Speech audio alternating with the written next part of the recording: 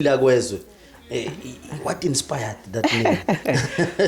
Yeah, I think khona emaningi ngiyakhumbula nje ayemaningi yabo because kwakhona nokuthi usimakade accountant because we recognize ukuthi no we wanted to ukuthi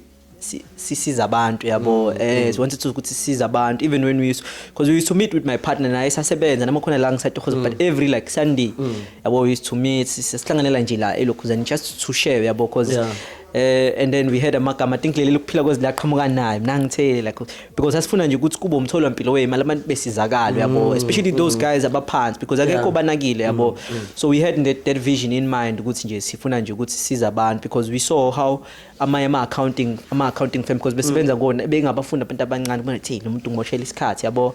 but naye lo muntu ngeke kakhulu if ngeke umuntu ozomsiza yabo so that's what we wanted from the outset and also nabantu ukuthi bazi ukuthi yabo abantu bazophila yabo so we thought nje ukuthi we wanted that but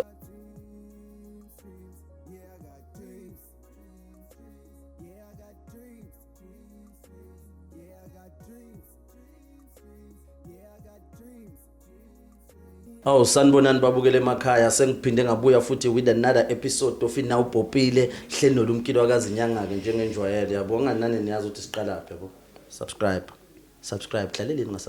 subscribe press the notification button ukuze nje niqhubeke nokuthola umsebenzi wethu yabo nani niyazi ke la Now Popile siyathanda ukuniphathela people who are doing big things yabo nje namhlanje I'm with a brother sekunesikhathi ngimaze ndinami nje kuningi kakhulu angifundisa khona kwebusiness yabona nje from ama conversation esiba nawo even nangendlela ke nje ukumbuka ke naye ke doing his things nje kule mkhakha ama business namhlanje I'm sure ukuthi umqondo uzovuleka kakhulu yabo uzovuleka kakhulu kunjani baba kuyaphila uyintokoza mfethu uthi ngibe nawe egcineni bengayo ukuthi nami ngipopa nini I'm sure usungibalekela nasendleleni but yeah no nje sibonge kakhulu ithuba mfethu and to be a part of iLokhuzani i-podcast yakho ngoba ngiyayibona izoblow up nje ngiyekudala namfuna ukufika kusa early ngabe sekufanele manje ugwaze ukuze uthole i-platform but yeah nje but no I just wanted to honor iLokhuzani i-podcast nje nokuthi ke nami ngihlale nawe mfethu sixoxe nje mfethu hayi na vele ke nje I've already known ukuthi hayi vele uma sihlala vele sesiba nayo vele because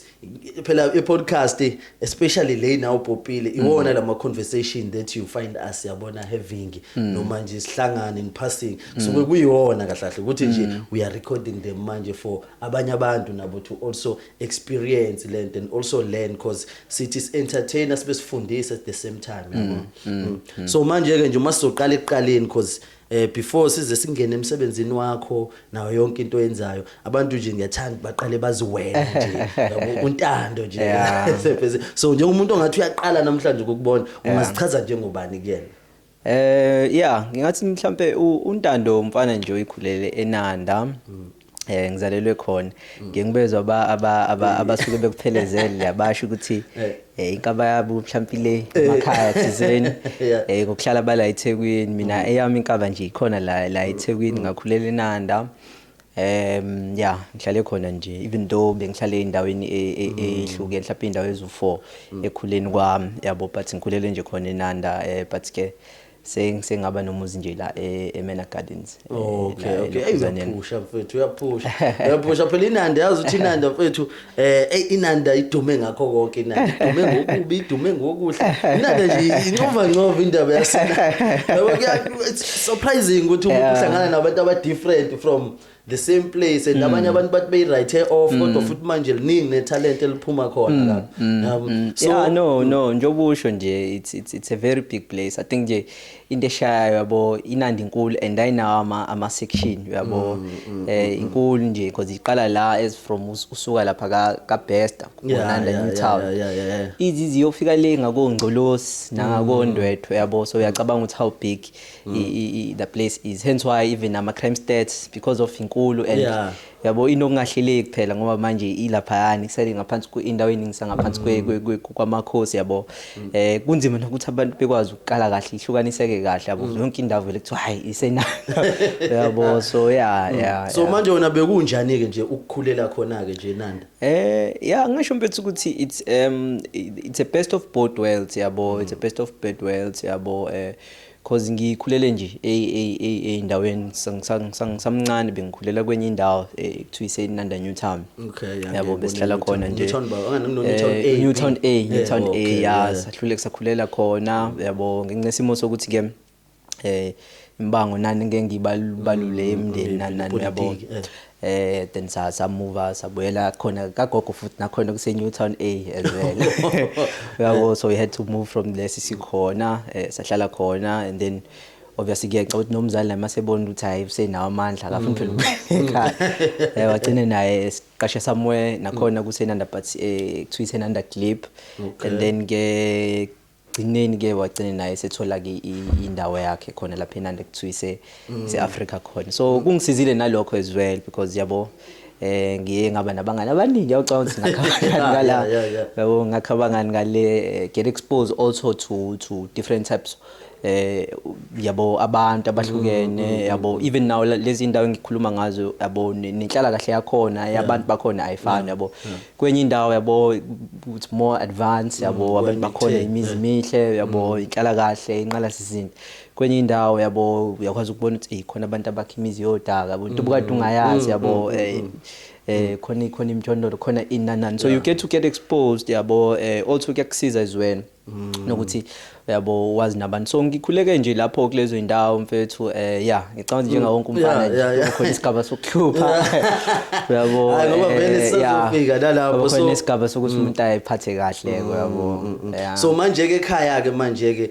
i-family structure ekhaya mfethu ime kanjani and ungathi mhlawumbe nikhuleni umndeni onjani nje ke ungathi mhlawumbe beniswele noma umndeni ophathi nendawo noma yabo noma bekukhona konke yabo I know I think nje ngeke ngidlale ngawe mfethu ngithi besilokhuzanile besiswele yabo because ngithi mengibuka ngisayingane ngibuka ukuthi abazali banawo amaqhinga ngikhumbula ngoba kade ngisho nje khona sasiqashwe khona yabo uma the time wayesebenza nje eTavern enza amagwinya yabo aphinde asize khona yabo but mina ngangakuzwa lokho cause wayethatha ingane usami omdala at the time mommy sakagogo so bengihlala naye mina bengazi ngibona nje ungiphathela amagwinya nama fried chips kanti angazi ukuthi kudlo okusalile lokho yabo phansi into yasekhaya yabo so angiphathele lezo zinto lezi image phela wayengayidayisele na wayedayisela omunye ubaba yabo wayesebenza nje ngaphansi kwakhe yabo but sengisho ukuthi mase ngibuka manje ngibuthi hey yazi lo muntu engenza ukuthi hayi ngithandisa iquestion rama nje mina yabo but nje angeke ngithi mhlambe besihlupheka yabo because angikaze ngikuzwe lokho uthi bekhona obukade kushoda yabo because nje musa umfana omncane umzali mekhona nje ekunakekela yabo yabo bayakwazi ukufukamela kuba right yabo because bengiqoka bengidla yabo bengifunde ekoleni zamandi yabo nami ngibela umalume njengezinye izingane yabo so nje bekumnandi kakhulu nje yabo it's only when mhlawumbe usuyaqala usungena estageini usufuna amateo kathize ubona abangani banama PlayStation so uyabona so ikhaya bahlule ukungithela PlayStation yabo ezinye izingane zinama PlayStation yabo amatekathize mina ngiyahluleka uwathenga yabo amakhavela yabo but nje bekungekho that lokhuzana yabo ndi was very supportive family ubaba bekhona around yena ubaba no nje ubaba washeshe wangishiya ngisamncane I think nje ngangisamncane nje kakhulu yabo so bekuyena uma bekubaba beumama as well but nje asikho leso sikhalo yabo because nje ngasho ukuthi ngikwazile ukuthi nje ebambe ngaze ngafinyelela ekuthenini ukuthi ngikwazi ukukhula bengikhula nogogo ke futhi as well kakhulu nje besihlala nje naye kuyena umuntu ke nje ube strict yabo so nje kwakhuleka nje mfethu nje bayibamba yabo I think nami nokubona indlela bebezama ngakhona nami bekungikhuthaza noma bengihluphe ngibuyele nganeno yabo understand ukuthi no man ngawe ungahluphe useNanda kubhekwe mina yabo mina fanele nami ngizama ukuthi ngikhuphula amasokisi kuze imisebenzi yabo ingacikile phansi yabo ngoba kuningi yabo maningi izinto ezenzakalayo elokushini ngicabanga ukuthi niyazi yabo yeah yabo umuntu okhulele emakhaya ngoba mina ngibe nenhlanhla futhi ukuthi ngiqale ngikhulele emakhaya yabo emakhaya ke vele mfethu impilo is very slow yabo yonke into akufani naselokushini yabo mase ufike elokushini yonke into iyagijima elokushini kulula ukuthi uhlangana nomuntu wayena ozokukhiphela ini nje ngamabomu nje just ukuthi nje uyabona ukuthi ngathi lo une future lo athi ke simthathe simfake nawo yabo manje ukubona ukuthi kufuneka ngiqhele kulokhu ngiqhele kulokhu uyabona ukuthi uma usemncane kudinga ukuthi nawe ngempela ube umuntu ofethu okwazi ukuthi ubuye uyiseshe nawe ukuthi okay mina ngifunani yini mhlawumbe mina engathanda ukuthi engathanda uyenza yes ngithandile nje kade ngibuka i-podcast yena I think bekukhuzwayo lo owelokhuzana we-Purpose brand yabo content ishile engiyithandile yabo uthe yabo emalokishini mongayifundisela ingane khona bazoyifundisa bebebona ihlakaniphile khona bazoyibiza bethe wena belokhu bekuthuma yabo because it's angisho ukuthini yabo abantu bengikhula nabo yabo abanye babo bagcina bebhema iwonga yabo yabo nami phela ngeke ngafika kuleso sigaba nami la khona ngiphuza yabo ngikunormal ngikhafa yabo anomnewazi noqo yabo nje it's normal lokushini yabo nepressure yakho ngifaka izinyo lobucwebe zonke lezo zinto yabo bekuyizinto nami emengibuka ngithi hey yabo ilokishi linakho lokho ukuthi influence yabo ndlela thizeni so nami ngicela ukuthi hey yabo ngeke ngiphela ngiphunyukile ngoba phela nabo bafit nabo ba right yabo ukuthi nje yabo but yabo ngibuke sengibuka nami uthi hey ya umuntu wakho manje ubuka waphunyuka kancane yabo ngoba phela kuningi okwenzakalayo lokushini kuningi okwenzakalayo ya so manje usakhula ke khona ke mhlawumbe ubuzazi ke nje ukuthi one day you will wanna be an entrepreneur mhlawumbe you had other dreams about different than lawa manje now yeah no I think ngingathini yabo I think sometimes ezinye izinto ziyasiza lezi zinto zasezikoleni lezi ukuthi kube nama awards yabo mophase kahle nama awards yabo so I think nje at a young age because yabo was always nje mhlawumbe kuyilokhuzana mhlawumbe from grade 1 till mhlawumbe 4 yabo wayisu come first kwama esikoleni yabo eclassini so leyo nto iyangineleyo nto ukuthi hey yabo lo ukuthi kushawa izandla mfethu ubizwe phambili yabo ngiyaba encourage nabantu abaseyikoni bengayeki leyo nto yabo it does a lot to motivate you yabo at a young age ukuthi ube naleyo belief ukuthi you are a winner yabo so nje I was fortunate lezi ikole bengifunda kuzona yabo ninamandiya la but uyazi umfana waseNanda but uyakwazi ukuthi yabo ukwazi ukuthi ubaqwakele yabo so nje academically benginaleyo nhlahla nje ukuthi yabo benginokwenza hle umqondo isheshe ukubamba yabo bengiyiqaqekele nje yabo lento ngithanda imshini nologanga yaso bekuvula umqondo wemshini le ehlanu ngisho njalo mengibuka nami even in business but nzo unpack ukuthi that's how I approach business as well ukuthi yabo nje mo failile ngithi ufaka ihlanu mo ukuthi usuhlulekile ufaka esinye isihlanu uphinde uzame yabo but usunama steps ukuthi le boss ngizoyisha kanje yabo uma staff ngizoyisha kanje yabo so bekungivula umqondo because yena into ebengiyithanda kakhulu yabo yona nje into ebengiyithanda kakhulu nje ngikhula ngihambela indawo nezingane emitho khona mhlawumbe odumile kwenye indawo bazongibuza bethi some challenge yabo so umqondo wami nje ubuqaqekile in that area so yeah nje ngasho kanjalo ukuthi bekunginika leyo lokhuzana so nje every year yabo even high school primary lokhuzana primary ngayithola ngibe head boy yabo so izinto ezincane kanjalo ziyakwazi ukubona ukuthi yazi khona la uyakhona yabo and also nalabantu laba basuke bebelieve kuwena yabo othisha nabo yabo lento iyaqoqa as well ngoba uthisha ngathi uzomphoxa yabo uthisha usethi hawo Ntando lento bengayilindele kuwena yabo so nje ngasho ukuthi bekungisize ekukhuleni kwami but ke obviously ke sofika ku high school behluphe yabo kuye kwathi ukuthi uqonyo intombi yabo nezinto ezisuke zinakwa abafethu yabo umuntu amncane kunaka mhlawumbe ukuthi uyafunda udlala ibhola yabo but mase senikhula izinto ovunywa ngazo lokushini uvunywa ukuthi sibani sibona ukuthi uphethe omunye umuntu namhlanje yabo kade uvalelo sibanibani namhlanje yabo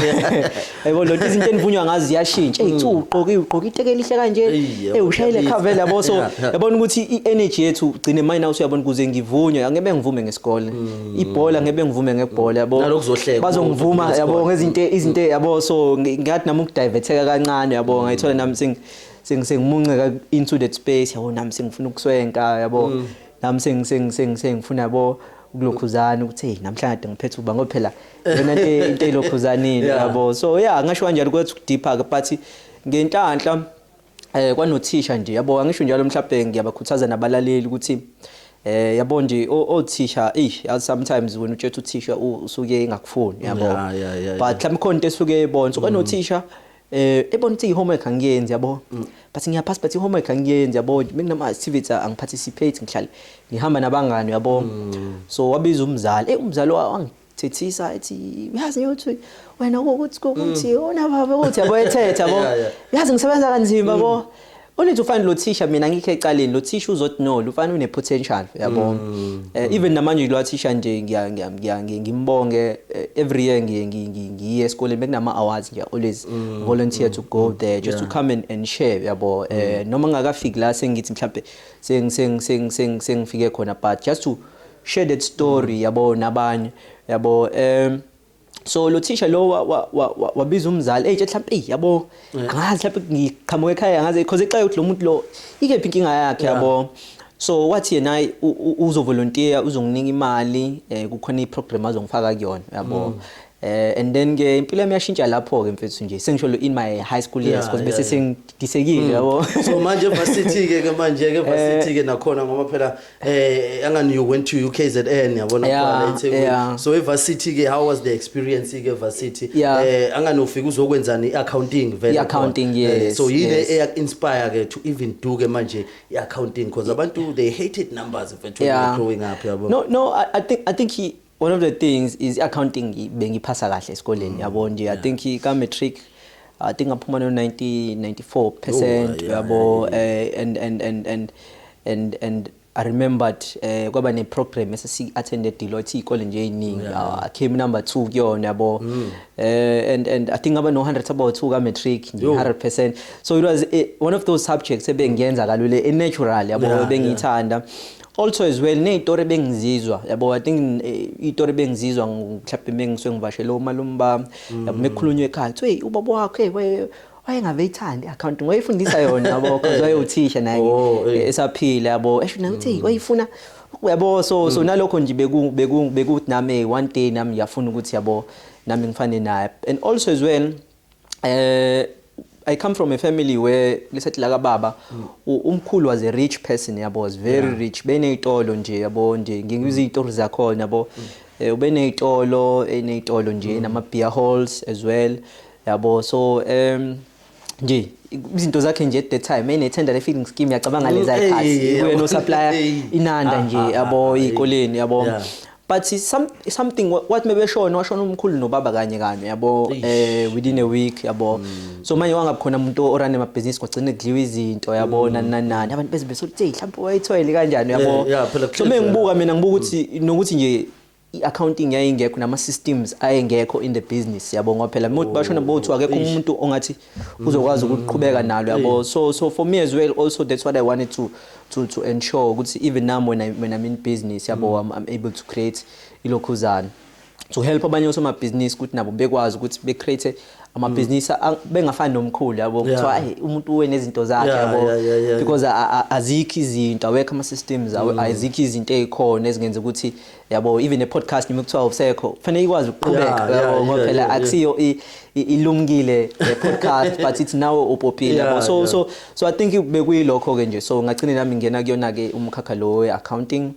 yabo nje nakhona ke kwamnandi phela nakhona varsity yabo kuyaba nalo pressure futhi kithi too much ke yabo but nje ngaqhubeka ngaphusha nje and then ngaze ngayiqeda i-degree yami as well then ke yini ke ekwenzeke ukuthi because vele abantu abaningi phela uma sebeqedile varsity bambalwa abantu abadecide to go and work for themselves yabo wena yini ekunike that niche ukuthi hey yazina let me not apply mhlawumbe ukuthi ngithi ngifuna ukuya ko KPMG because ama accountant amaningi alapho ko Deloitte yabo yini ekwenza ukuthi wena uthi I know yazini angeke manje ke ngivule yami company specifically futhi ukuphila kwezwe yabo ngoba ngisho igama ukuphila kwezwe accountants yabo it's igama ongekulindele from abantu who are doing accounting yabo no ingakho ngithandi nawo Popile yabo la ama shows ukukhokhela isikhathi noma yabo jaha fanele manje focus ekulokho nawo Popile siyayixoxela yabo so in fact indlela eqala ngayo business ngihlambuluke nje nganginomlenze ngangifeyile khona imodule ekuthiwa auditing yabo bayayazi ka benzi accounting yabo ngela module ngayifeyile yabo so but it was a second semester sengizoqeda degree yami so ipasalayo nayo so kwathi first semester anginalutho engenza so ngathi ngibona manje ngihlele ekhaya ngibhorekile ngazama ukotohoza ngazama utohoza ngoba lento yokutohoza ayingisebenzeli yabo then kwakhona wathi angiye kasida noma sakhona kukhona lama class lawa ngolesithathu yabo then nga attenda wona abakhuluma ngebusiness bechaza nje ngayiboza yawo lezi zinto ngiyazazi yabo and lezi zinto lezi sifundayo ekoleni yabo so umuntu ke kanjalo ke wabona say ngcono mhlawumbe ngiqale like i-company ngisafunda isikole yabo ngisasene nje leya module so ngayiqala then I started approaching osoma business laba basendaweni yabo ngibathethe nginelokhuzana so I was fortunate kukhona omunye usoma business even to today nje I still connect with him I still nje ngiyamhlonipha kakhulu into ayenza yabo so ngathi Messi mengilokhuzana saqala icompany nomunye mfethu naye we had a similar situation at that time okuthiwa Octavia Consultants sayivula and then ke umuntu approacha lo mjitha ke lo wayini company nje i-guest house nendawo yokushisa nyama elokushini yabo sasimhlonipha nathi sibukela kuyena yabo so mesifika kuyena sathi hayi sifuna ukumsiza ngamabhuku ebusiness lakhe unaye umuntu owenza amabhuku yabo wathi I know waba open minded wangama nalokho and then wathini mase okay ke it's fine wathi unjani 10,000 yacabanga we student sadideka nathi ngoba phela uyabona ukuthi asazi so charge kanjani asasimningi account ofaka yabo wathi uzosivulela one room lapha ku guest house yakhe sohlala kuyona then we'll just do amaphu asazi nokuthi sizokwenza njani yabo and the same module funny enough the same module ngangifeyilile ichaza ngama controls ukuthi nje izinto zenza kanjani how do you manage stock so we took that same book sa create ama systems a cash ukuthi depositwa kanjani stock count yabo samfakela isystem leya kaGape ekhona indawo ebideswa khona ama seconds samfakela yona lo system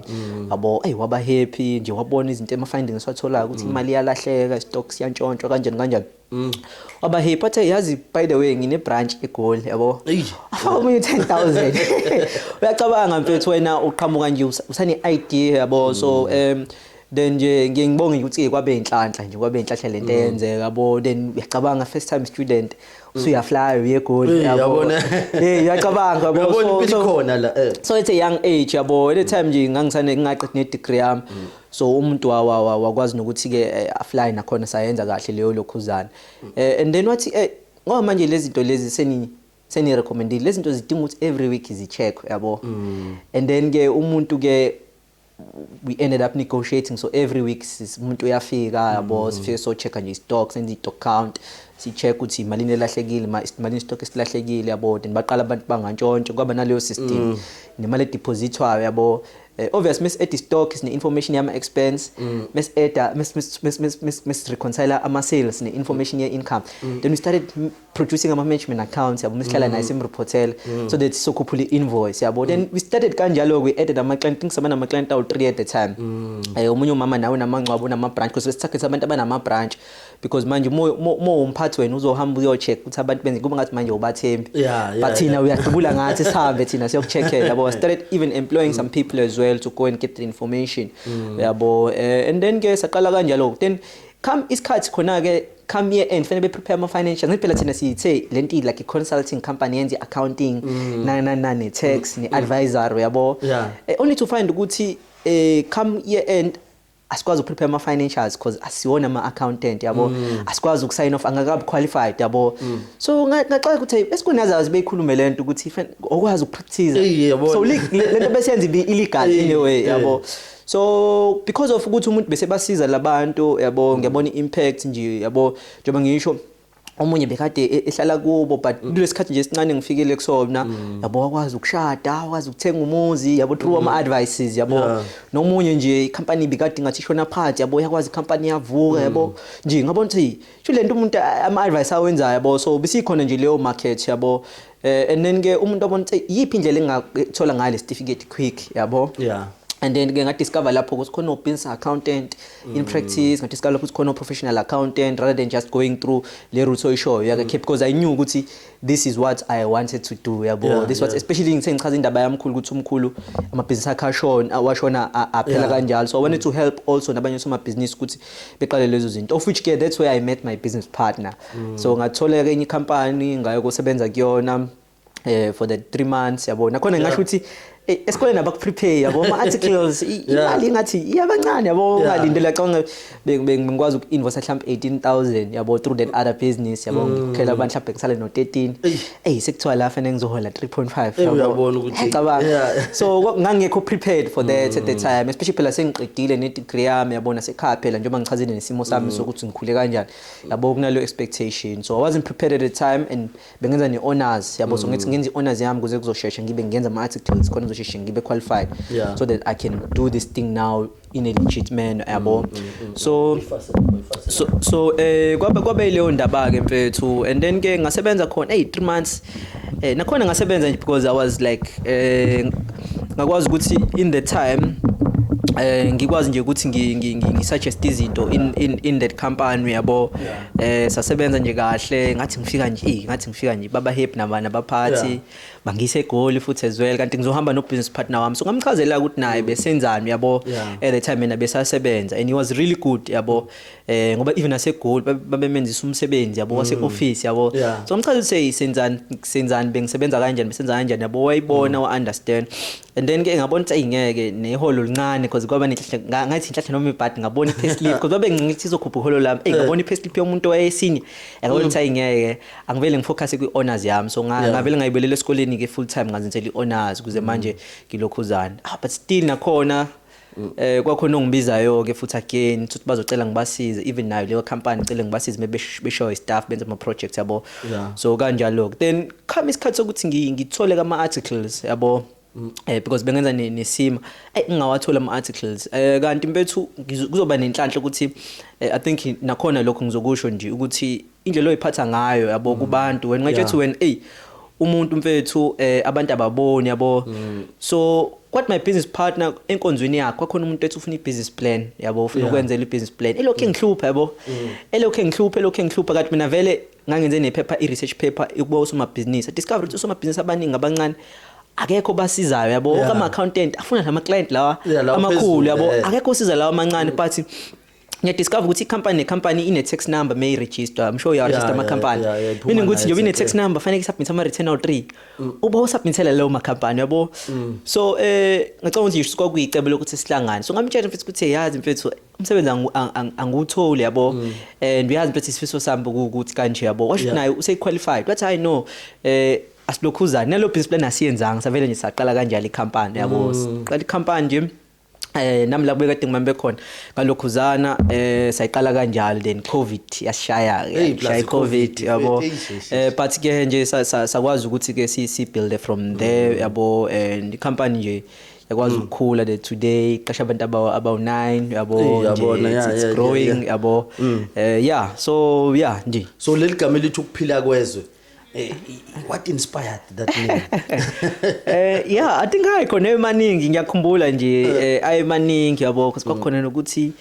usimakade accountant because we recognize ukuthi no we wanted to ukuthi sisiza abantu yabo we wanted to ukuthi sisiza abantu even when we used to meet with my partner naye sasebenza noma khona la ngisatohoza but every like Sunday yabo we used to meet sihlanganela nje la elokhuzana just to share yabo because and then we had a magama I think leli lokuphila kwezi laqhamuka naye mina ngithele like because asifuna nje ukuthi kube umtholo wempilo wemali abantu besizakala yabo especially those guys abaphansi because akekho banakile yabo so we had that vision in mind ukuthi nje sifuna nje ukuthi siza abantu because we saw how ama accounting firm because besebenza ngona bengabafunda abantu abancane bona hey lo muntu ngimoshela isikhathi yabo but naye lo muntu ngeke akhule if ngeke umuntu ozomsiza yabo so that's what we we wanted from the outset, and also nabantu ukuthi bazi ukuthi yabo abantu bazophila yabo. So we thought nje ukuthi we wanted that, but also to say ukuthi abantu bazi ukuthi kampani abantu abamnyama yabo. Ngoba phela vele uma ubheka vele impilo ikuona ama financials yabona yenye into that nathi as we dive deep into business, we keep realizing ukuthi kahle without financials yabo there's no business. Ngisho ngathiwa you have something, ngisho umuntu ohlele emgwaqweni manje because baningi abantu abama street vendor uthola ukuthi usayidayisela eThekwini for 20 years mhlawumbe futhi uyabashaya 1.5 ngosuku, kodwa uma ngathi uyayeka manje akanalutho yabo. Uyayibona lento ukuthi ivele it goes back ekutheni kushuthi lo muntu ama financials into akade engayi understand kahle futhi into ekumele ihambe kanjani yabo, because kupossible bakhona sebehlalile uthothi omunye uzofika futhi emgwaqweni mhlawumbe engaphelisha u5 years nangu se-onability yabo, same benza same thing yabo, benza same thing kodwa manje I move lento ngendlela efanayo. No njengoba uyichaza nje ngathini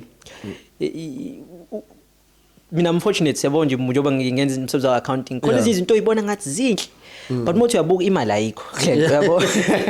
yabo khona izinto oyibona ngathi idelelekile nje yabo. Kunomfana nje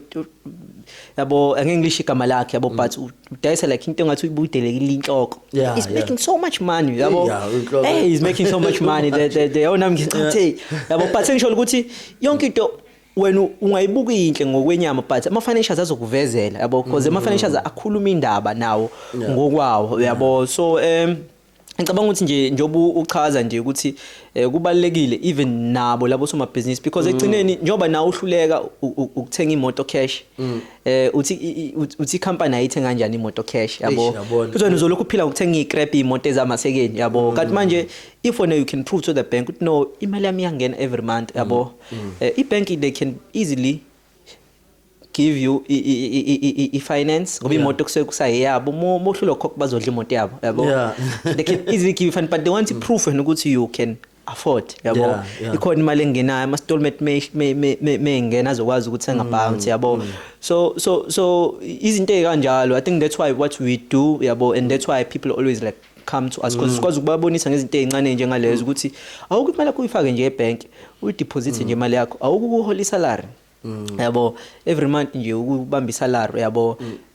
Uyaqala nawe uyabona ithuka umuntu uthi yazi nginyanga ngenza 50,000 ngokudayisa nje ukudla emgaqweni yabo, ngekhishi nje emgaqweni yabo, ngokuluka abantu faka abantu inzipho ungazi ukwenza 30,000 ngenyanga yabo. Lokho kuyamninga naleyo confidence yabo, ekwazi na ukubona no I'm on to something here yabo. So ngicabanga ukuthi iyona nje into esenzayo kakhulu, and yabo as we also service also my business and also sibafundisa as well, because ngicabanga ukuthi into eningi kakhulu abantu bayasaba makhuluma ngemali ukufaka imali ucabanga usazi yabo. When we understand we consultants ukuthi usazi tax you only profit not on the money that you make yabo, but the bank wants to see ukuthi imali iyangena so that they can approve you with the finance yabo. So kakhulu nje into esiyenzayo nathi ukuthi nje just ukuba educator as well so that bazokhuleka bekwazi ukubona so no lento yeaccountant i-right, lento yokudeposit imali i-right yabo. Ngoba manje bavele besabusazi makhuluma ngosazi abanye abantu uzayifaka ku-personal account yakhe manje ingenela ku-personal kanti mhlawumbe la ese creator khona more chaos manje yabo. Ngale sikhathi uthi uthatha i-shortcut vele la uthi la u-creator khona more chaos, and kuyinkinga futhi to not know wonke ama possibilities that you have, because sometimes we told thina abantu we feel like we stuck because we think ukuthi we only have this one way kanti we have 10 ways utaswazi lawa 9, and in business ke it's always gonna cost you ukuthi kube nento ongayazi. That's why information is important. That's why even nanokusebenzisana nabantu who are actually doing into kanjalo yabo, ukwazi ukuthi nawe kukusize yabo. Nami nje ngiyibonile mfethu yabona i-demand lokhu uyibona ezikhulu ukuthi yabo ezikhulu in business you see ukuthi kunezinto yahlahle ezicompalisana whether that you think when ukuthi ukuyikhokhela kucost imali kanti kunalokho kukusave a lot of money ku process. So ke manje ke ngoba phela wena no partner wakho I know ukuthi you are a person who's very religious yabo, and manje no partner wakho anisonti ngandawonye because ubaba ngathi uyinhlalisuthi yeah uyinhlalisuthi umntana ngapho Christian how does that work mfethu because into yeni move yabo imuva kamnandi mfethu most of the time uthola ukuthi labantu they are always fighting yabona abanye ngaphandle nina how do you maintain that relationship yabo ekwazi ukuthi ilokhu inibondile nje ndawonye no that's a good one because nje even within the 5 years asikaze sixabane nje nancane he's got his own leadership style yabo I've got my own leadership style yabo nje siyahloniphana nje kusebenzeka kamnandi as well yabo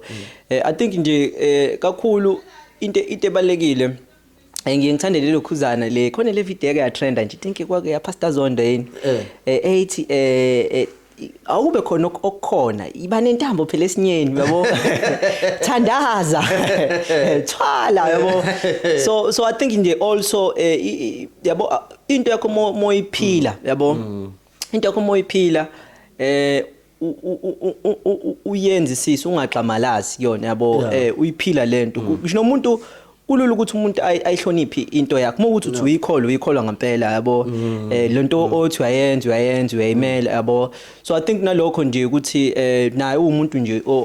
oyiphilelayo lento ayikholelwa kuyona yabo kube iNazaretha yabo and futhi ngiyamhlonipha ngalokho yabo because uyazi ukuthi khona into ayenzayo yabo ngeke athi ungathi ukuthi ukhona la ukholelwa khona phinde futhi mhlawumbe usuwenza into engekho right yabo because konke ukukholwa kwethu kulele ekuthenini to build ama ethics ethu yabo nje lesiphatha ngayo yabo wazi ukuthi wena uphethe khona ukuphethe yabo and then ke obviously we don't like ukuthi seso instilla ke lezo zinto ebusinessini yabo ukuthi mhlawumbe uzonikela ngebusiness cha ukwenza ngemali yakho yabo siyahola nje asingene ngisho umthobathi bathi mufuna ukuhlamba khona uthi hey business mhlawumbe esontweni uyazi une business uzozenzela ngeside lakho nje yabo we very strict on that yabo nje ukuthi nje we draw a salary yabo then nje ukuthi egcineni sabantu yabo mokuthi wena uthi uzongakwazi ukuphilisana nabantu uthi wena uzosebenza wedwa phela kamasipala khona abantu abathwele khona abantu yabo abakholela mhlawumbe kuyidala zakubo khona abamanhlalsuthu uthi wena ngeke usebenze kamasipala yabo so kubalekile nje to understand ukuthi we are different when as long as wena kokwakho kumela yabo and abantu bazokuhlonipha yabo mo into nje yakho nje uyenza even nasekhaya yabo mo uthi usukhetha ukuhamba enye indlela yabo but mo lento yakho uyayiphila uyayenza uyayimela yabo bayibona futhi nezimpawu nezithelo zayo yabo kulula ukuthi nabo bekuhloniphe yabo ngoba phela egcineni njengoba sila ngaphandle sisebenza nabantu yabo akufanele ukuthi manje uzothi umuntu sekuthi usuyamzonda usubuthi cha as long as nje kunga affect ukusebenza yabo so I think nje kakhulu mina naye kukanjalo lokho akwenzayo nje ukuthi ngokukhola kwakhe kukhona and futhi mekuthi kunento eqondene naye yabo mhlawumbe uthi uyashada wenzani ngizokuhlonipha yabo ngoba phela ubafo siyasibamisela yabo naye mekuthi kukanjani yabo but uzongiaccommodate mhlawumbe nje la accommodate ngayo yabo bekuso mhlawumbe kunomcimbi but ngeke ukuthi uzothezwa ngumeme enkonzweni yakhe la ngithi ngizomeme enkonzweni yabo so ngicathi nje kuba kanjalo nje but nje sisebenzisana kamnandi yabo and siyakwazi noma izinto mezihamba kahle sikwazi acknowledge ukuthi no uNkulunkulu ngoba ngiyakholwa ukuthi nabo babiza khona leyo element yabo kusuke isource yokuthi siya kanjani yabo so lokho ngeke ngize ngithi ngizokunaba kona kakhulu but ngiye ngisho njalo nje ukuthi as long as kukanjalo ukuthi ngiyakholelwa lokho but njoba sisebenzisana siyabamisana yabo sibamisene ngoba ngisho nje ukuthi even uqala kwebusiness kwamele ukuthi yena athi khona umuntu ofuna ibusiness plan yabo then kwasho ukuthi sizohlangana kho business plan eyenzeka sahlangana ukuze kuzokwazi ukuqaleka icompany because at the time wena certificate mina ngangakabi nazo yabo obviously manje sengikwazi nami ukuthi ngibe nazo as well but nje sengisho ukuthi yabo you can't ukuthi umuntu osekwazi ukuthi through the business I'm able to nginemoto nginomuzi nginama investments yabo so uzothi umuntu okanje usafanele ukuzwane naye ngoba but through ukuhlangana kweni nikwazile ukuthi ni build something that has grown kanje so I think nje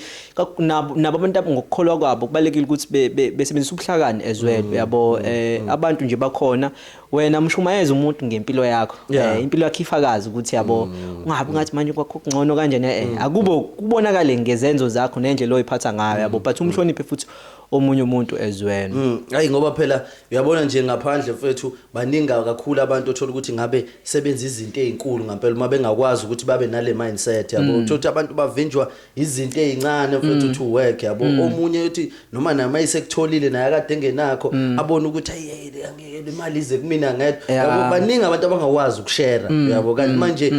sharing is caring yabo njengoba kuhlezi kushiwo ukuthi sharing is caring and ibusiness lenu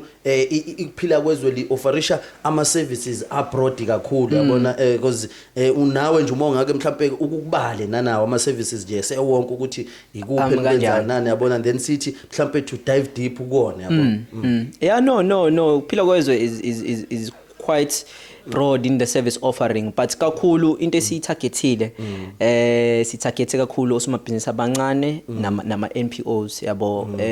ngicothe ibona abantu abake benganakho yabo yabo khona nengane ekhaya uthi ingane le ayinakwa nje lapha eceleni yabo but njoba sa understand ama NPOs asebenzisa imali yabantu so they must be audited meaning ukuthi they face through ama challenges amaningi concerning compliance kubaluleke ngani ukuthi comply NPO njengoba ngisho nje ukuthi NPO angithi indlela isebenzisa imali zabantu so they must account yabo so bafanele be audit so meaning ukuthi i compliance is strict fanele begcina amabhungu ngendlela ethize fanele kube nama financial policy ukuthi uma ufuna ukuwithdraw imali mhlawumbe kufanele kube abantu abawu2 abazosayina noma uzoyenza ipayment kube khona ozo authorize yabo so it's strict akubona yabo but uyacanga ukuthi wena uvula icrash ufuna ukusizela ingane awuzazi zonke lezo zinto ozokusiza yabo ubozokusiza ama account ayasabeka ama accountant yabo usibona sihamba ngama Mercedes sigqoka amasuit kanje hey ushaya uvalo yabo uthi yabo but thina kuphila kwezwe we recognize if iNPO yakhe isancane noma icompany yakhe isancane muncane usebenzi ozowenziwa so meaning ukuthi nemali nathi umsebenzi osowenza nathi mncane nemali esokucharge yona izobancane yabo so sike sisho kanjalo nje ukuthi compliance ibalekile kwama NPOs very strict because kune audit sometimes une PPO usazo strict as well kwi company njoba ngishila ine tax number lesona zo register company nje usona ma return out 3 umele wa submit every year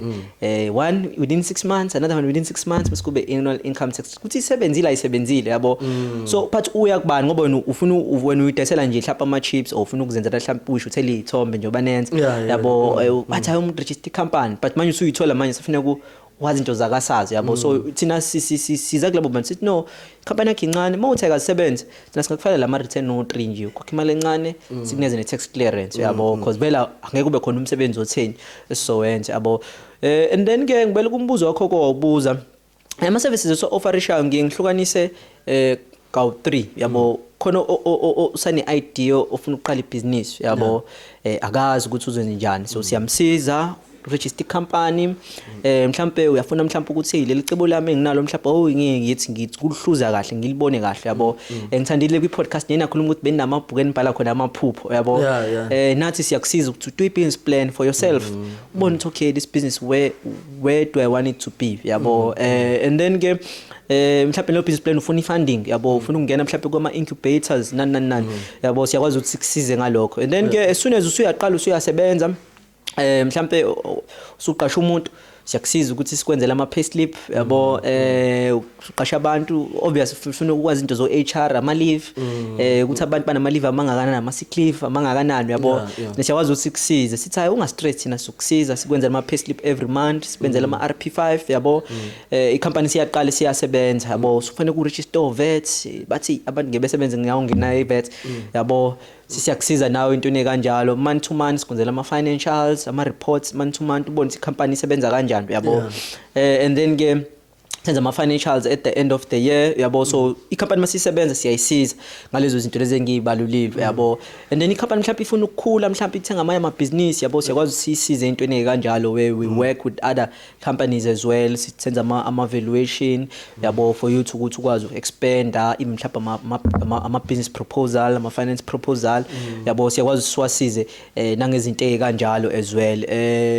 and then also lama business engiwashoyo siwasiza either one to one also phela ngithi nomuntu odobayo uyakwazi ukudoba ngosinga aphinde futhi adobe ngenet yabo sibe sisebenzisane kakhulu nabantu abasebenza nosomabhizinisi yabo ama incubator njengo Smart Exchange ama incubator ngincane nje kwabalula yabo ngizoyibalula ngoba siyayazi yabo vele sikuyona yabo but maningi ama incubator sisebenza nawo nama ESD programs uthi ama companies amakhulu anama supplier afuna ukubakhulisa yabo angithi sekuyinet la ngoba phela bana labantu esibafunayo kodwa bona sebabahlanganisile bayinet then sithi I know thina sizobanikeza i-training sibanike i-training nje abanye basinikeze bona abawu10 bathi ngicela sibanakekele sibenzele nje yonke basinika nje isamba semali yabo so nje sisebenza kanje but kakhulu sifocuse kusomabhizinisi osafufusa yabo ukuthi simsiza khule yabo sinama client nje afika la mhlambe umuntu efika nje mhlambe engakamishinani nalutho mhlambe nje ufika umuntu sign concepts yabo usayisebenzela today mhlawumbe nama truck awu12 yabo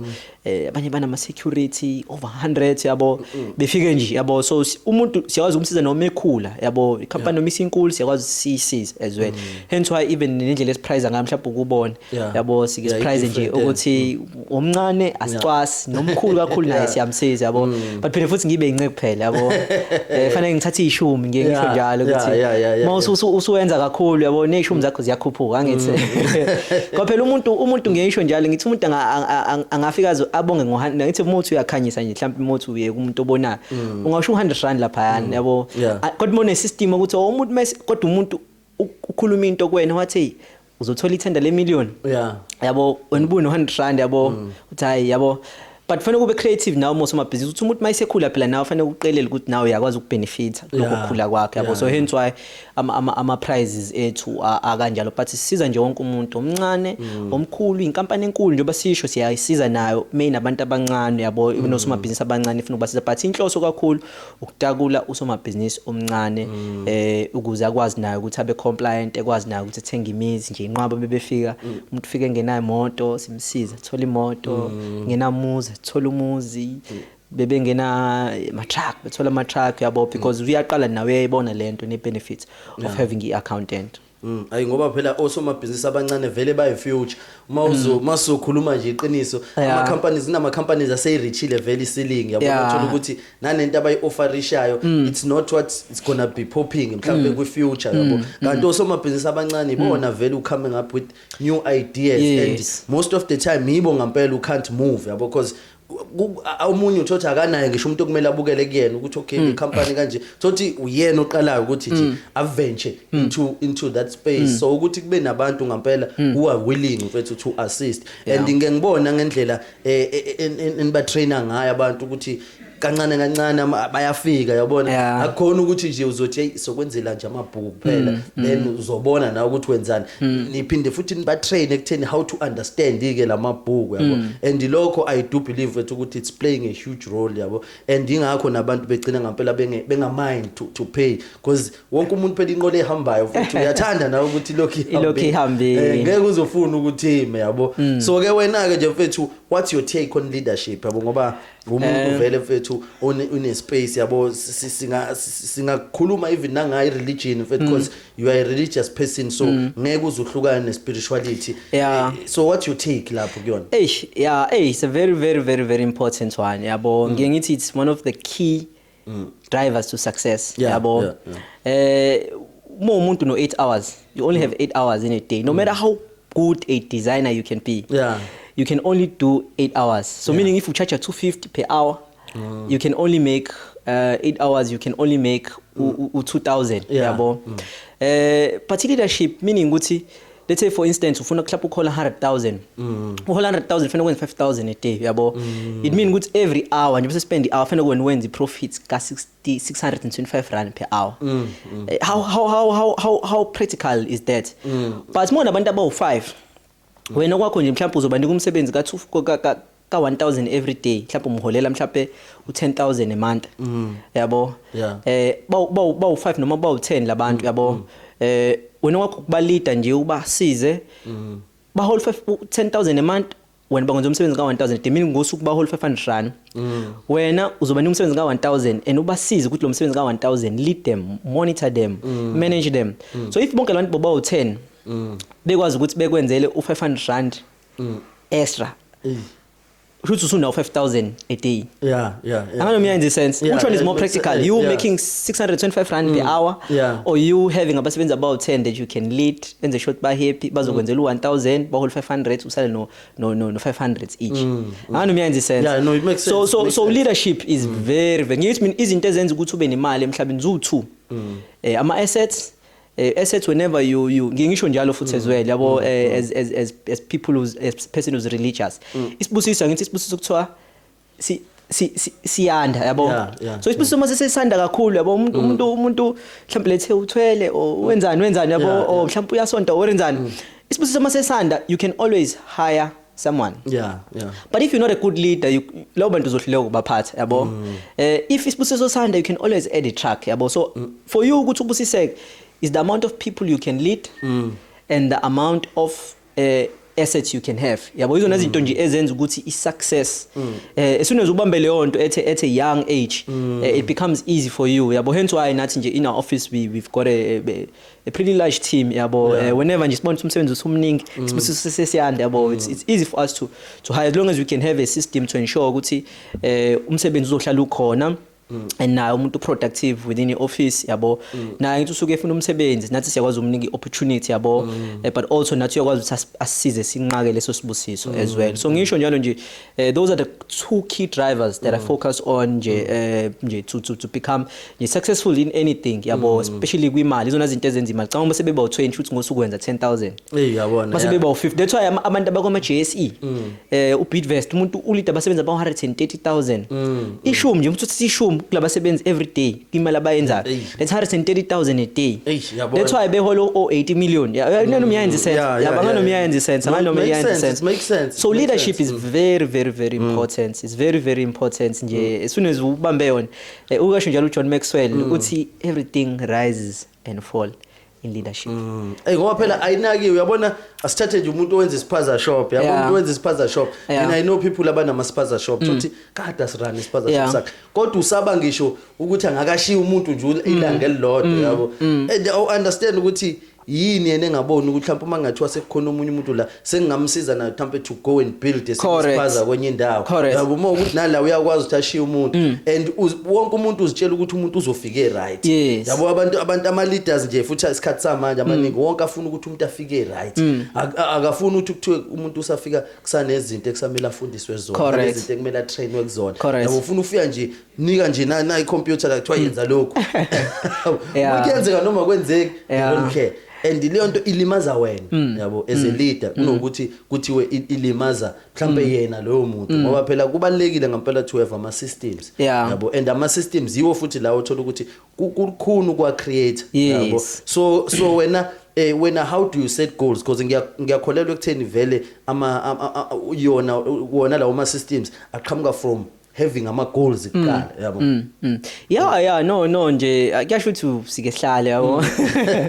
I'm a person who believes nje kwama goals kakhulu nje ubona kanjani ukuthi uyaphambili because in the absence of goals ugcine usufuna ukuthi awunayo into oyibona ukuthi okay bengila izolo kusasa sengila bengila last year kusasa sengila ugcine usunaka ukuthi abanye abantu benzani usuyimeasuration ukuthi abanye abantu benzani yabo ubuthi usibanibani unemoto engcono kunami shuthi impilo yakhe iyaqhubeka kuneyami yabo usibanibani unomuzi manje mina nginawo umuzi usibanibani useshadile yabo but wena bekungekho kwigoal yakhe kusiyinto othi uyayifuna at that time yabo so ama goals yakwazi ukuthi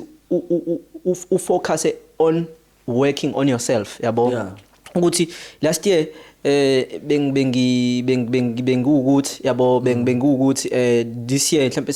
sengihola imali engaka yabo compared to yourself usu improve and lento it's yinto besiyenza sikhula angithi esikoleni ubuhlala une target ufuna ka grade 1 grade 2 uma ukuthi kuyasileka ama results ubuphusha kakhulu ngoba uyabona ukuthi target yami yabo up until ufika ka grade 12 futhi nakhona ubu comfortable ukuthi khona umuntu ohlaniphile kunawo number 1 wena into uyazi lonke wena mo uphasile kwizinga obukade kulona noma uyayenza sense yabo uma ukuthi kade uphasa ngo40 wena ujabula ufu uthola u50 yabo but lo muntu uthola u8 methola u70 uyaphoxeka but uphasile kunawo and futhi now umona naye yabo but in the absence of those goals because when uyazazi mina mengiphasile umatric ngathola nje uD idiploma ekhaya kokikizwa kwenziwe yonke into yabo so it meant ukuthi people know they are capable ukuthi ba capable kwenza into enganani because they always had the goal but then umuntu masephumile esikoleni akasaqhubeka azithethela ama target nama goals then ugcine senaka ukuthi awu mina sengiphumile esikoleni nami ngaphuma kanye naye yena useyasebenza unemoto yena ngabuki yena ukuthi yabo but bekhona abantu ede bephasa kakhulu kunawo beba ama prefect ungabe prefect ube comfortable nalokho yabo because when you knew your goal was ukuthi ngika grade 11 ngiqeda grade 11 ngiya grade 12 uma ukuthi ngiqualify for CEO khona bazoba odokotela ucomfortable mina ngeke ngiqualify kuba odokotela ngama results but igoal yami ukuthi ngingene mhlawumbe kwi teaching ngidinga ama point awu 28 yabo so that is like goals akusinto ethini yabo so into fanele also noma usuphumile always set those goals for yourself ngiyithi nje set goals for 5 areas set goals nje for ngisho nje 5 areas of your life umuntu spiritual element yabo yabona ukuthi ngithi siyafundisa at the same time so mina ngizochaza ngami mhlawumbe ngikhulume ngami nje I set goals for spiritual yabo ukuthi spiritual ngiyengibuke nje nakhona 3 things number 1 ngiyibheka ukuthi bangaka abantu engibalethe enkosini yabo because usibizelwe usho njalo obhalayo lapha uJesu is the commission uthi go therefore make disciples of all nations yabo let's go and preach the gospel yabo so I can't say ukuthi ngi Christian but ziphithelo bapha abantu ngibalethe enkosini yabo because mengabalethi khona abanye babalethayo kwezinye yabo so I set a target for myself if I say mhlawumbe ngizothi nje like this year ngithe 6 yabo but obviously I can break it down I can't control ukuthi umuntu esathi isinqumo but I can measure how many people did I invite every week so if I can narrow it down from 6 goals should meaning at least every 2 months fanele khona ozothi uyayinikela enkosini yabo lento usuyakwazi ukuthi uyayibreak it down uthi kuba umuntu phela ngeke azayinikele engazanga so bangaka abantu engizobalethe esontweni nje abantu bazongivashela noma ngizobalanda ngithe ibafo yabo so I can measure that yabo so if ngizo i-target yami nje how many if I can just invite 4 people a month most likely one of them might take a decision so 8 people out of 8 people I don't know yet yabo so ama goals ayasiza kanjalo yabo so I set one for those ngiyathanda ukunikela I've got a target kuyangisiza ke ngoba phela njengoba nami ngumzalwane mina ngiyiphambanise mina ukuthi ngiyakwazi kuyaNkulunkulu mengithi uNkulunkulu ngifuna ukuthi nginele ngo10,000 basically mina ngithi ngifuna ukukhola 100,000 because ishumi zo 10% so ngithi uNkulunkulu ngibusise ngo100,000 yabo so kuyangisiza nalokho ngokukholwa kwami ukuthi uNkulunkulu because it's a spiritual thing khona othwele khona wenzani yabo so nami kuyangisiza ukuthi ngibe naleyo target yabo because ngiyakwazi ukuthi I've got multiple streams of income ever since I started praying those prayers nama property yabo nje nama tenants yabo nani but it comes through ukuthi ngiqala ukuthi ngikhuleke lo mkhuleko ngiyakwazi ukuthi ngiboniseke those opportunities because ngihlambe ngiqhamuke through employment kuphela yabo isizokwazi ukuqhama ngenye indlela ukuze kufezeke lelo cebo lokuthi kuhlangane lo 10,000 yabo ngizowunikela mhlawumbe ukuthi ngiyawutarget yabo and then ke kunothi 90% wami ngisho njalo ngithi 10 uNkulunkulu nginika i10 lokuthi ngihambise u10% ngikusala no 90% if yami yabo also for sales as well we set targets as well of which you want to allow ngike for income so economic you have to have economic goals you can set them for savings how much money do you want to save yabo mhlawumbe ufuna 10,000 yabo you can ngithi savings kube ma investment kube ne income salary yabo income so income I've got a goal for that obviously because I'm self-employed so my goal be ukuthi how many clients am I closing every month because ilawa khokha every month because lawa month to month wona la ukwazi ukukhuphula ihole yabo but i client ngeke you can't control ukuthi umuntu uyangena but what can you control how many proposals are you sending every week yabo so if I send maybe 2 proposals a week and I meet at least with 2 clients and propose to them about our services at least most likely 1 client will sign up so you know what I just focus on sending these 2 proposals and I can measure that ukuthi how well am I doing yabo savings as well you can save imali mhlawumbe for certain things you can also invest imali for long term yabo I also invest as well I've got nje ilokhuzana ama investment portfolio of shares long term that I'm building as well yabo ama dividends ama dividends ngathana but it's just sitting there it get reinvested yabo also relationship as well yabo unabangani yabo relationship goals should start so unabangani why uthi unabangani bakho abakufuni yabo umngani ngeke ngakufuni nawe ungamthandi but uma umthanda uzokuthanda yabo ekhaya that's your relationship yabo wena udinga ukuthi ekhaya beze wena uyazi ukuthi ekhaya wenza kahle yabo noma ekhaya bethi bakubona kanti bakugcina but wena uyazi ukuthi wenza kahle yabo yini enhle obenzela yona yabo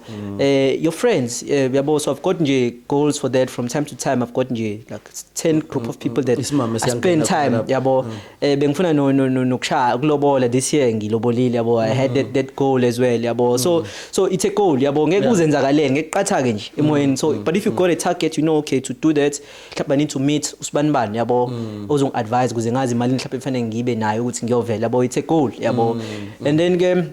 you can have mhlambe ilokhuzana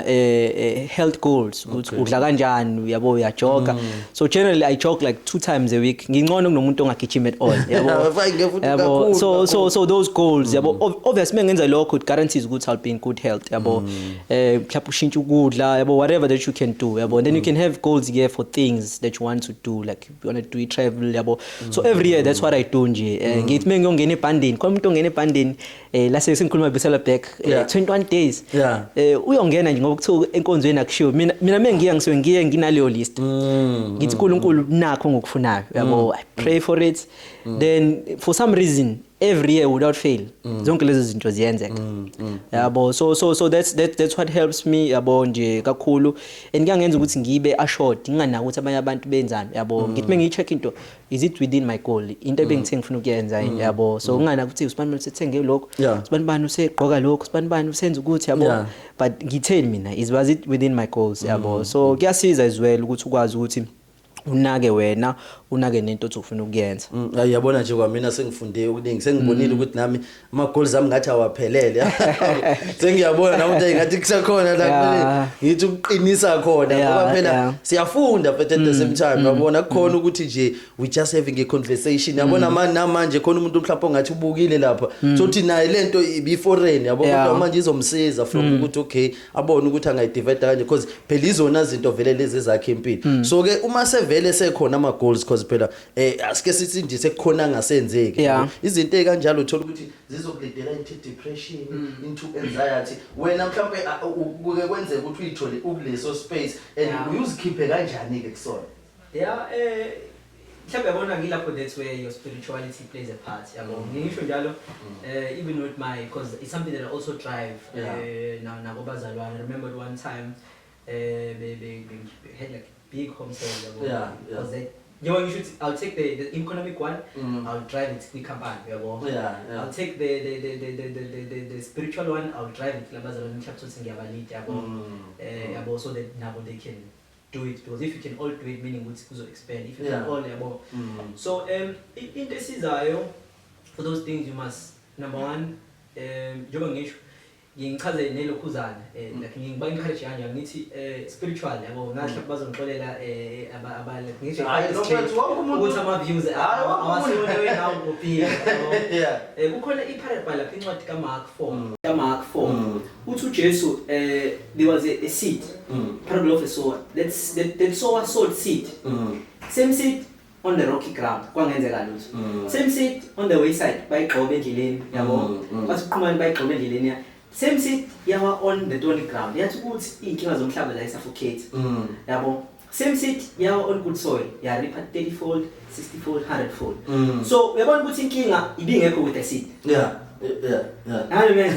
no seed ayinalutho yabo now unalutho kuyenzeka sometimes ufake proposal not everyone ozokuthanda usi imali not everyone will receive it yabo but when you need to grow your inner belief ukuthi then ngizoyenza lento engifuna ukuyenza ngizoyenza i-podcast yami is a good podcast ngoba ma give up uthi ama views awekho ama subscribers awekho perfect they discourage it but if you know this thing is good yabo ngaphakathi uyazi ukuthi no lento le ikhona lento yabo when you keep on up until it lands on the right yabo so that's why nami ngisho njalo ukuthi I'm always gonna invite people njengoba ngisho invite abantu no umuntu no invite Kama ngoba u4 uzorespond ethi hayi mfethu ngizoze yabo yabo the same invite and that person mhlawumbe uthi uyokubonga mfethu ethi yazi impilo yami wayishintsha kanje yabo neclient mhlawumbe kade lokhu ucela bengakufuni ukuthi ufane uncane uzomsiza ngani yabo but mase sisizakela umuntu uyabuka ukuthi wow yabo but akushintsha ukuthi the seed the DNA lento igoal yakho lo onayo it's a good goal fanele kuyenzeka yabo so yikona nje okuyeksiza ukuthi nje unga give up understand ukuthi it's not going to take time yabo but also as well no kwa track as well to track progress yabo because phela ngeke kuze kuthi kuzohamba kanjalo akekho umuntu ongafuna ukuphasa ngo100% yabo yeah but ubona ukuthi last month bengiwo 60% sengo 70% yabo lokho kuya progress progress yabo so lokho kuya kunika progress just track them. And mina ke ngine PA yami nje every month she always ask me ngine nento engwabhala khona and updates njengoba ngithi ngi-invite abantu abangabantu engiba-invite mama client engiwasendela ama proposal yabo so she holds me accountable yabo obviously not everyone can afford such a lokhuzana yabo so yakwazi ukuthi angiphusha ngihold accountable ukuthi awuthe wena nje uyalobona EP investment saving fanele ngithe nje 5,000 yabo so kuyangisiza lokho to hold me accountable as well but not everyone can do that lapho ungathola umunye umuntu ngibambisana nayo yabo ukuthi akusize yabo but nje ungabi depressed ungcono kunomuntu ongenzile ukuthi ngoba longenzile ukuthi udepressed abantu abanye izinto zabanye abantu wena depressed izinto zakho ufuna ukuzenza so I think it's a better stress ongaba naso yeah ngoba phela abantu futhi bashaye kakhulu depression mfethu yabona nje futhi eSouth Africa uyabona ukuthi manje sekuyinorm mfethu yabo sekuyinorm and ilapha lesingafuni ukuthi abantu bafike khona we want people to be hungry kodwa futhi asifuni ukuthi this hunger uyabona iba consume futhi egcineni yabo siyafuna ukuthi naye umuntu akwazi ngempela ukuthi mfethu abe free mfethu yabona abe uyena yabo so ke manje ke ngoba phela mfethu kulesikhathi sesiphila kusona asithathe nje in the 21st century akusafani nakudala yabo noma ngingazi ukuthi dream kudala what was the South African dream kudala kodwa nje manje mfethu for wena yabo because wonke umuntu ngiyathanda ukuthi ayidefine ngeyakhe perspective yini so for wena njengamanje ungathi mhlambe yini South African dream eyam noma eyom asinje yakho mhlawumbe that you think ukuthi abantu mhlawumbe uma bengaba kanje yabo ngoba mhlawumbe wena kanje yini because asinayo leyo nto yabona that's why uthatha abantu abaningi they can't even match ukuthi ba successful ingane encane la eSouth Africa ngeke uyibuze ngeSouth African dream kodwa ko-America ingane encane ko-America izokutshela the American dream ukuthi the American dream is to come from nothing yabo and create something and take over the world yabo ingakho babona bedlala i-world game thina uthola thina asidlali ngisho igame yangakithi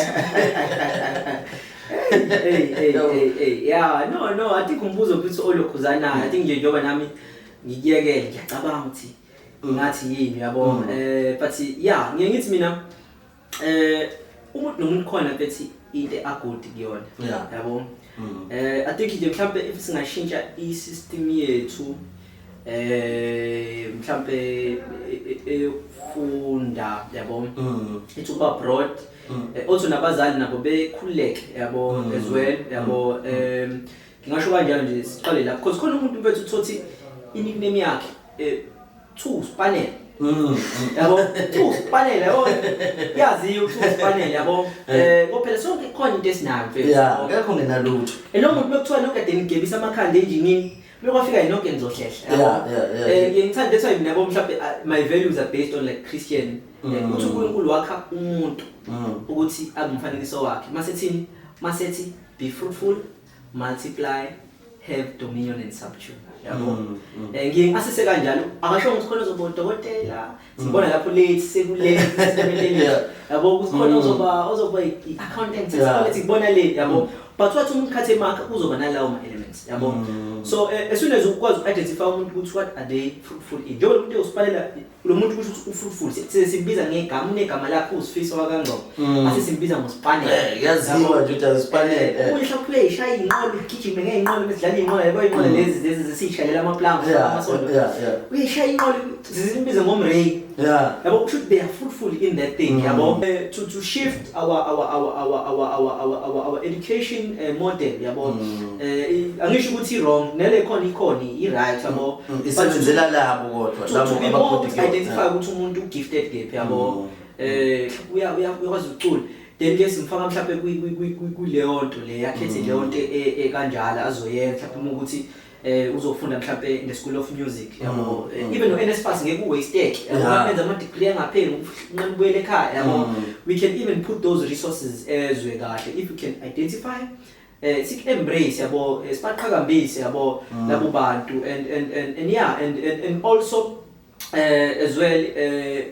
nathi as well thina sesiphumile emalokishini create a system where we can sokwazi ukubuya ngoba phela enye into eshaya futhi emalokishini yabo nje mhlawumbe mina njengoba ngisho ukuthi ngokusebenza mhlawumbe angisekho la bengiqhuma khona yabo ukhona umuntu lapha elokishini mhlawumbe udesela nje ama drugs mhlawumbe ucobezane iphilisi leli elibhenywayo indaba bakhona la uyakha kuba ngithi umuzwa kuba umuhle angithi unama aliminyama yabo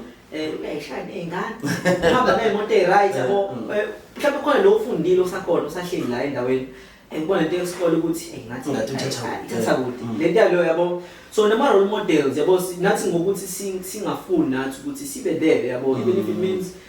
be in that local church or maybe come there visit there yabo abantu bebonke nami ngiqhumwa lapha ngihlala la yabo if ungakwazi ukuthi ube khona so that nabantu bazobona no yazi lento le ndlela ukuthi ngiyiphathe kahle le ndlela ukuthi ngifunde or ngiqale ibhizinisi iyenzeka yabo angidingi ukuthi ngicine ngiresort to ubugebengu yabo because abantu bagcina sebefuna into ekanje athi manje nawe njengomzali uyadideka ingane ukuthi ayesikoleni but ingane ifuna ukona ama-Uber ihlela ama-Uber because ibona labo bantu ngathi ibona abantu abaphila impilo engcono yabo so I think nabazali nabo they need to be open ngisho njalo ukuthi let me ugcina usinvest entweni wrong in a way umosha imali ngoba phela outside of icebo likaNkulunkulu yabo uthi uNkulunkulu fruitful multiply. When you are fruitful, you must multiply that, and that's where you're gonna have dominion and subdue. Tunusuwazi, abantu bangazi, abangazi ngezinye izinto ngebhola, bangazi ukuthi ngi-accountant. Abantu engiyazi ukuthi ngi-accountant, ngisiza osomabhizinisi abancane futhi yabo. So nje ukuthi kubalula-ke nawe nokuthi spend time on that yabo. Instead of ukuthi manje lokhu uqala ngezinye izinto, focus nje kuleyo nto leyo yabo, then you just grow yourself on that yabo. Ukuthi abantu abaningi bangaphuma kwi-depression yabo, bangakwazi ukuthi beyithole lento ekubona ngaphakathi yabo, ikwazi ukuthi ngoba phela lento ekufrustrateayo ukuthi unento unetalent but le talent alisebenzeli yacasula leyo nto bona ngathi abantu ngcono kunabo but bathola amathuba kunawe yabo. So nje lonto ingakwazi ukubasiza so mhlawumbe nalo muntu angakwazi ukuqala ibhizinisi njengoba nawo uqala ibhizinisi ngento onekhono lwayo so yakwazi sina kubona abanye bazosizakala baqasha abanye babezohosta kwena yabo. Similarly nakumina as well through leyo nto leyo I'm able to multiply myself as well with my partner as well is able to multiply ourselves sikwazi ukuthi nathi sigcine sesikwazi ukuvula amathuba for abanye. So I believe if singakwazi ukufocus kulokho then mina ama-TVET colleges aqala egcwale yabo singaqala sonke kuyo UKZN colleges because of status but sisenza into nathi ezosisiza yabo. Then people ungaqala ukubona ama-salon nje sibone ezinye iy'nhlanga siqala ukubona abantu bevula ama-garage abo bedayisa mhlawumbe amashwambu benza mhlawumbe yabo iy'ngcobho lezi zena zamanga umuntu ekwazi ukwenza ama-recipe yenza ama-acha nanani yabo because wenza vele into ayithandayo noma abantu bangathi hayi iyabheda but uyazi ukuthi ngiyayithanda ngiyenza kahle yabo. We can see a lot of people becoming active unokukhula amathuba emisebenzi anda yabo abantu abasha abaningi bengahlele emakhaya. Mfethu that's a right dream mfethu because izona phela izinto ngempela mfethu ezokwazi ukuthi zinike i-direction because I do feel ukuthi mina we have that responsibility mfethu to make sure and kungcono because ngizwa vele nangumuntu since wena ngikwazi ukuthi khona nana I think it is an NPO or something la ngikwazi khona ukuthi ngibuyele nasemalokishini and do something yabo. Izinto ezinjalo mfethu izona izinto ngempela ezi support system yangempela other than ukuthi kuthiwe umuntu usumnika imali because isikhathi esiningi abantu bazitshela ukuthi ukusiza umuntu ukumnika imali kanti umuntu wamnika imali uzoyidla ngoba ukuthi umnika ngani lessons kusasa izobe ingasekho leyo mali wena kuphela ozokujabulela ukuthi ubumnikile. So mawunika umuntu imali it's more like ukuthi wenzela wena yabo kodwa uma ukuthi umuntu ukwazi ukuthi umnike something ngempela lezokwazi ukuthi imlast and build that person usuke umuntu umnika a lifetime thing into ayokwazi ukuyenza noma ungasekho yabo. No ngiyokuyichaza I think njengoba ngisho something that we try and reach out to labantu I mention nanawo futhi ukuze we like izinto ukuthi be mentioned yabo but nakhona I also ukuthi one time ngizoshiya inanda mhlawumbe ngasahlali khona yabo. But how do I ensure ukuthi abanye yabo because I understand ama challenges yabo ekhuluma lokishini sike sakhuluma nokhuzwayo in the last episode nawo wakhuluma as well yabo. But how can we create a system ngosikhuluma system isiyahlangana where people we can guarantee that every year keeping an ezo 10 zika-matric izongena e-university place sizingo-NSFAS ngoba phela ngeke ungene e-university ungaphasanga, so that's why we have an extra class. Ngeke sithi khetha into ongayithandi, so that's why we have a career guidance where we speak these things yabo and bring these people asebekuleyo field bekwazi ukuthi bekumotivate umuntu echaza hayi mina ngiqhuma amaphumulo, mina ngiqhuma kamasho ngibambaye but yabo today yabo sekukanje yabo, so that's a system in excellence that we creating for indawo yasenanda Ntuzuma kwamashu that guarantees, like my PA, she was once a student there, today she's working, she's got multiple jobs, she's got multiple clients, Jonambi client,